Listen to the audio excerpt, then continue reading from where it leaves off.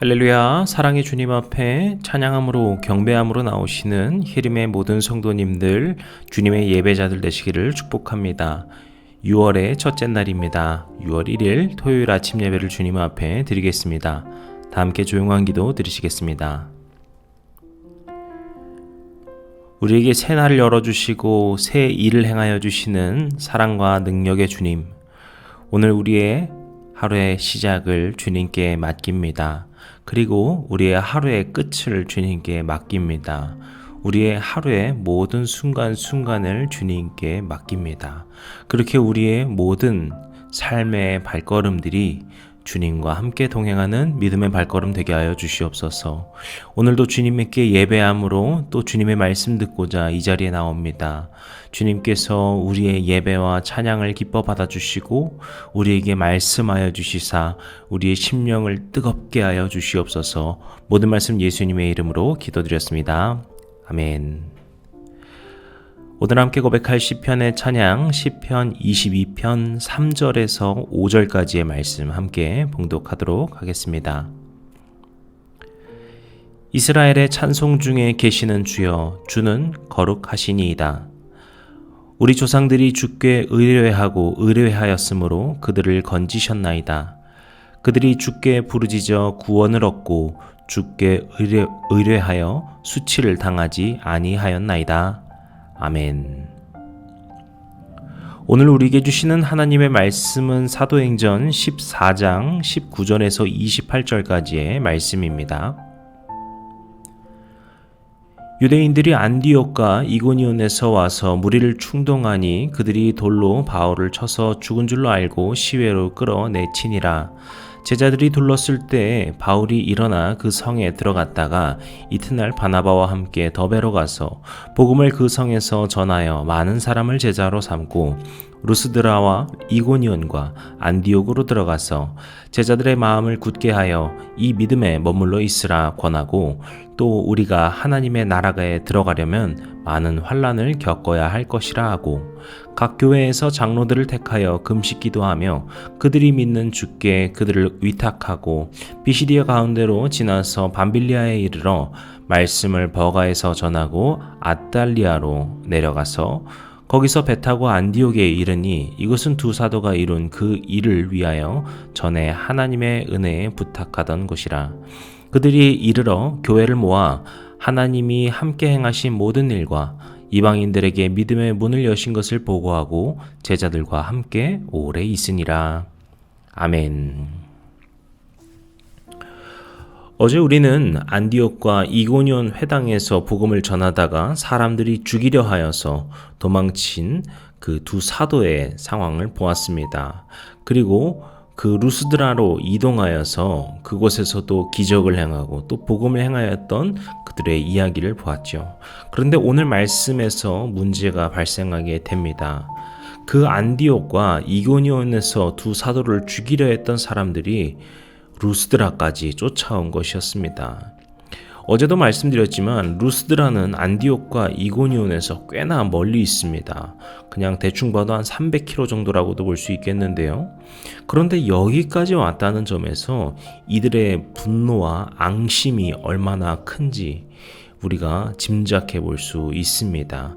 그래서 그들은 유대인 바울을 찾게 되고 바울을 돌로 치게 되는데 그 사람들이 죽었다라고 생각할 정도로 심하게 바울을 돌로 쳐서 시외로 끌어내버리게 됩니다. 그런데 바울의 제자들이 바울에게로 가자 그가 살아있음을 발견하게 되죠. 그렇게 바울을 다시 데려오게 되는데요. 그 바울은 그 후에 어떤 회복이나 아니면은 고국으로 돌아가는 결정을 하는 것이 아니라 바나바와 함께 더베로 이동을 합니다. 그렇게 해서 이 더베까지도 많은 사람에게 복음을 전하고 또 제자들을 삼게 되었다라는 것을 이야기합니다. 죽을 뻔하였지만 그럼에도 더베에서 여전히 복음을 전하는 모습, 바울의 모습, 또 그 바나바의 모습, 그렇게 여기서 선교의 여행이 얼마나 위대한 여정인지를 우리가 생각해 볼 수 있습니다. 그리고 아마 이곳에서 그들이 돌아왔더라 할지라도 너무나도 위대한 발걸음이었노라고 이야기할 수 있었을 것 같습니다. 그런데 이후에는 더욱더 놀랍고 상상할 수 없는 일이 일어납니다. 21절 하반절에 나오죠. 바로 그들이 루스드라와 이고니온과 안디옥으로 돌아갔다라는 겁니다. 지금 바로 전에 안디옥과 이고니온에서 유대인들이 쫓아와서 바울이 돌로 죽었다 생각할 정도로 그를 돌로 치고 돌아갔습니다. 그렇다면 우리 생각이면 당연히 그곳은 위험하니까 피해야 할 것 같거든요. 그리고 좀 많이 고생했지 않습니까? 또 많은 사람들을 제자로 삼았지 않습니까? 그러니 이쯤 하고 돌아와도 충분할 것 같거든요. 하지만 바울과 바나바는 자신들이 왔던 길을 다시 되돌아가면서 그 장소들을 하나하나 다시 들렀다라는 겁니다. 사실 이 부분에 대해서는 그럴 만한 이유가 있기도 합니다. 지금 이 두 사도는 그 여러 지역에서 복음을 전하고 많은 사람들을 영접시키는 일을 하였지만 사실 이곳에서의 선교 활동이 매우 위험하였고 방해도 많았기 때문에 그 영접받은 사람들이 어떤 사람들인지, 주님을 그리스도로 영접한 사람들이 그 제자된 사람들이 누구인지를 제대로 만나볼 시간이 부족했을 것으로 생각해 볼 수 있는 것이죠. 그래서 그들을 다시금 만나고 그들이 영접했던 그 복음이 정말인지 다시금 점검하고 바로 세워주고 또 그들을 위로하고 힘을 줄 필요가 있었던 겁니다. 너무나도 연약한 상황, 지금처럼 우리가 동네 근처에 있는 교회를 가세요 할 수 있는 것도 아닌 그 상황 속에서 그들의 믿음을 다질 필요가 있다라는 것이죠. 그런데 하지만 아무리 그렇다 해도 자신을 죽이려 했던 사람들이 있던 그곳으로 돌아간다는 것은 선뜻 이해가 되기 어렵습니다. 그래서 저는 이런 생각을 하게 됩니다. 이 두 사도에게는 오직 눈에 복음밖에 없었구나. 그들이 바라보고 있던 것은 자신들의 안위가 아니었습니다. 오직 그곳에 어쩔 수 없이 두고 와야 했던 새로운 주님의 제자들, 그들에게 심겨진 복음의 씨앗에만 있었습니다. 그렇게 오직 그것만을 바라보며 그 복음을 향하여서 나아가는 그들의 시야가 오로지 복음으로 되어 있음을 알 수 있는 것이죠. 저는 이 점에서 우리도 이러한 눈이 필요한 줄로 믿습니다. 우리의 시선이 역시 오직 주님만을 향해 있어야 하는 것이죠. 우리의 삶의 모든 여정 가운데에서 우리는 각자의 사회적인 역할도 할 것이고 일터에서 또는 가정에서 아니면 우리에게 주어진 그 환경 속에서 우리는 살아갈 것입니다. 또 공부도 하며 살아가겠죠. 하지만 우리가 잊지 말아야 할 것은 그것을 하지 않는 것이 아니라 우리는 그 모든 일 가운데에서 오직 주님의 복음을 우리의 눈 속에 또 우리의 마음의 중심 가운데 새기고 살아가야 할 것입니다. 바로 이 두 사도들이 보여준 모습, 그 위협을 무릅쓰고 죽음을 무릅쓰고 다시 돌아간 것이 그러한 믿음의 자세였는 줄로 믿습니다. 그리고 이제 바울과 바나바는 그곳에서 다행히 위협을 당하지 않습니다. 그리고 제자들을 만나게 됩니다. 그리고 그들에게 22절 보시면은 이 믿음에 머물러 있으라, 즉 그리스도의 복음을 잃지 말라고 그들의 복음을 돈독히 쌓아줍니다. 지금 우리들이 환난 겪고 있는 것, 그리고 이것은 하나님 나라에 들어가는 길이라는 것을 또한 이야기해 줍니다. 그렇게 앞서 설명한 것처럼 그 믿음의 초신자들, 복음의 초신자들을 두텁게 하고 다시 돌아가게 됩니다. 그리고 23절을 보시면은 그 각 교회의 장로들을 택하였다라고 합니다. 그것은 그 각 교회의 체계를 잡는 것이었습니다. 그 많은 제자들, 그리고 그 제자들을 통해서 세워진 그 주님의 교회에 장로들을 선택하고 그 장로들을 통하여서 이제 각자의 교회 가운데에서 믿음으로 온전히 서고 전도의 역사, 선교의 역사, 복음의 역사를 이루도록 하고 간 것이죠. 그리고 이제 그들은 비시디아로 지나가고 밤벨리아로 가고 버가를 가고 아탈리아를 가면서 마지막에 그들이 선교를 출발하였던 안디옥으로 돌아가게 됩니다. 여기서의 안디옥은 앞서 말한 그 비시디아 안디옥과 다른 그 안디옥 교회가 세워진 그들의 선교의 출발점인 안디옥입니다. 그리고 이곳에서 교회 선교 보고를 하면서 본문이 마쳐지게 됩니다. 우리는 바울과 바나바의 그 1차 선교 여행 가운데에서 참 많은 우여곡절이 있었음을 봅니다. 특히나 유대인들의 실질적인 위협으로 인해서 죽을 뻔한 여러 차례의 일을 우리가 보았죠. 또 그 가운데에서 오늘 말씀처럼 많은 결실들이 맺어졌음을 또한 보게 됩니다.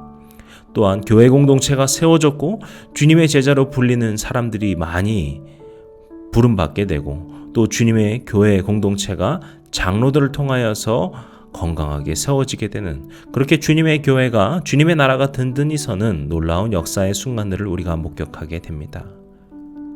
그리고 이 두 사도는 선교 보고를 하면서 이 상황들을 이렇게 설명하고 있습니다. 27절에 이렇게 말하지요. 이방인들에게 믿음의 문을 여셨다. 그렇습니다. 이들의 출발은 바로 베드로의 그 고넬료 전도를 시작으로 해서 이방인들을 향한 주님의 복음을 전파하는 것의 출발이었습니다. 불과 얼마 전까지만 해도 오직 유대인들을 위한 복음으로만 생각했는데 이제 그것이 이방인들을 향해 흘러가게 되고 그 이방인들이 영접하고 주님의 제자가 되고 세례를 받고 성령을 받는 그 놀라운 믿음의 문이 열리게 되었다는 그 새 출발을 알리는 것이지요. 즉 이제 오늘 말씀의 마무리는 그 믿음의 역사, 복음의 역사가 시작되었음을 알리는 보고일 것입니다. 사랑하는 성도 여러분, 하나님의 그 복음의 역사는 이렇게 계속해서 전진해 나갑니다. 때로는 어려움도 있고 좌절도 있고 낙심되는 일도 있겠지만 주님께서는 우리의 발걸음을 한 걸음 한 걸음씩 인도하시면서 주님의 역사를 이루어 가십니다. 우리의 삶의 여정 가운데서도 바로 그런 줄로 믿습니다. 하나님의 그 복음의 역사가 임하고 그렇게 우리를 인도하여 주실 것입니다. 주님께서는 우리의 길 가운데 복음의 문, 믿음의 문을 여시고 우리의 마음의 눈을 여셔서 오직 주님의 인도하심을 따라 복음에 순종하는 삶을 살도록 이끌어 주십니다. 오늘 저와 여러분의 삶 속에서 그러한 주님의 인도하심을 누리시고 그 복음의 역사를 누리며 살아가시고 흘려보내며 살아가시며 함께 걸어가시는 믿음의 발걸음, 복음의 출발 함께 하시기를 주님의 이름으로 간절히 축복합니다. 기도하시겠습니다. 오늘도 우리 가운데 살아 역사하시고 주님의 은혜의 빛 비춰주심에 감사드립니다. 우리는 오직 주님 한 분 없이 살 수 없음을 고백합니다. 주님께서 이제 이방인들에게 복음의 역사를 여신 것과 같이 우리의 삶에도 주님께서는 복음의 역사를 시작하셨고 이제 주님의 인도하심에 따라 주님의 메인자가 되어 복음의 메인자가 되어 기쁨으로 살아가는 우리 모두가 되도록 도와주시옵소서. 오직 주님께 속한 자로서 살아가는 믿음의 자녀들 될 수 있도록 축복하여 주시옵소서. 이 모든 하루의 삶을 그렇게 주님과 동행함을 믿고 감사드리며 모든 말씀 예수님의 이름으로 기도드렸습니다. 아멘. 이제 우리 주기도문 함께 드리시고 오늘 예배를 마치도록 하겠습니다. 하늘에 계신 우리 아버지여, 이름이 거룩히 여김을 받으시오며 나라의 임하옵시며 뜻이 하늘에서 이룬 것 같이 땅에서도 이루어지이다. 오늘날 우리에게 일용할 양식을 주옵시고 우리가 우리에게 죄진 자를 사하여 준 것 같이 우리 죄를 사하여 주옵시고 우리를 시험에 들게 하지 마옵시고 다만 악에서 구하옵소서. 나라와 권세와 영광이 아버지께 영원히 있사옵나이다. 아멘.